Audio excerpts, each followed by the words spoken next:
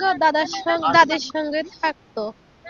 মনে করেন ও স্কুলে যায় তো আমার সাথে একাটুক দেখা করতো, এই পর্যন্তই। এখন মেয়ের যখন যেটা লাগতো এখান থেকেও নিত, আমার কাছে বলতো, আমিও দিতাম।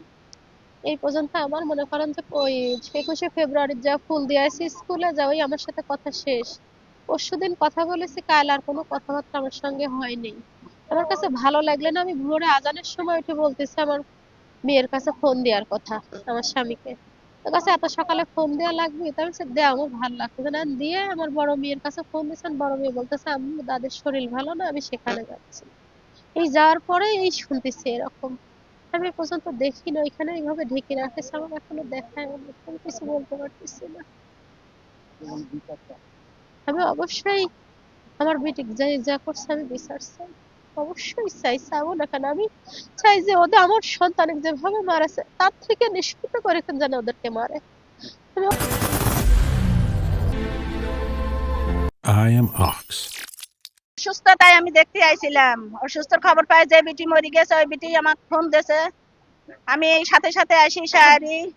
মা ঘুমাচ্ছিল, আমি মা ডাকি কইছি, মা কই ও, কি হয়েছে তোমার? কয়, ঘুম ঘুম চোখে টেনে যাচ্ছে না।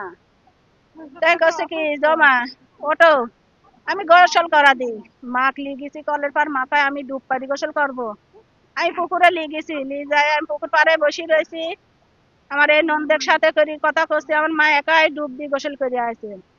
আসি আমার মা গোসল করার পর সুস্থ। সুস্থ আমি আর ভাবিরে বাড়িতে গেছি, যাই আসি সাইড দেখি আমার মা সুস্থ। বলছো, মা তোমাকে আমি নিয়ে যাই, তুমি একা একা থাকো এই বাড়ি। এ মা, এই ছাগল মাগল লি তোমার বাড়িতে আমি কেমনে যাব? মানুষ কয় কি, কিরা কি কইলি না কইলি মা ওইটা তুমি দেখো না। কয় না মা, আমি হচ্ছে গা যাবো না। তাই কচ্ছে কি, জয়নাল কামেতে না আসুক, পরে তুমি আসি নে। তা কচ্ছে কি, মা ও আসবে নি, আসুক। তাই আমি কছি তাহলে জামিলা তোমার কাছে রাখো। তা তখন কচ্ছে কি, মা জামিলা ও বাড়ি থাকে, ভালোই তো থাকে। ও বাড়িতে থাকলে আমার টেনশন হয়, একা একা দুই মাইজি থাকি, দুই দাদি মাইজি। আর আমি বুড়ি মানুষ মা, আমার কোনো টেনশন হয় না।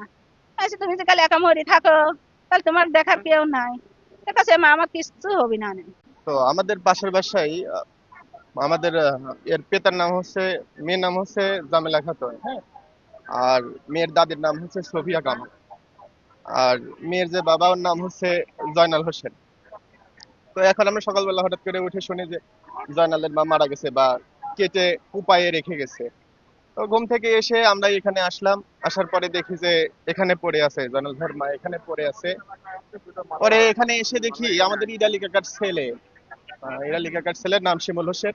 ও দৌড়ে চলে গেল, এখানে ফলো করে, রক্ত ফলো করে ওখানে দৌড়ে চলে গেল। যাওয়ার পরে ওখানে গিয়ে দেখে যে বিবস্ত্র অবস্থায়, হয়তো হতে পারে ধর্ষণ হতে পারে, আমরা আনুমানিক, আমরা তো আর জানি না, তো ধর্ষণ হতে পারে। তো ওখানে গিয়ে দেখি বিবস্ত্র অবস্থায়, গায়ে কোনো কাপড় নাই, হ্যাঁ, গায়ে কোনো কাপড় নাই।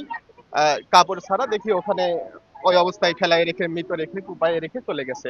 পরবর্তীতে এখন আশেপাশের মানুষজন সবাই আসলো, দেখলো। তো আসলে আমাদের ভবানীপুর গ্রামে এরকম ধরনের কোনো ঘটনা এর আগে ঘটেনি। এটাই আমার মনে হয়েছে এটাই প্রথম ঘটনা। তো এটা খুবই, আমরা এটা সুস্থ তদন্ত চাই এবং তদন্ত চেয়ে এবং এটার জন্য সুস্থ বিচার করে। এই মার্ডারের সংবাদের প্রেক্ষিতে আমরা দ্রুত এখানে আমরা আসছি। আমরা ঘটনাস্থলটা দেখছি, বিভিন্ন এই ঘটনা জড়িতদের বিষয়ে এবং ঘটনাটা কিভাবে ঘটলো এটা জানার চেষ্টা করতেছি। আমাদের পুলিশ এবং অন্য টিমও কাজ করছে আর কি।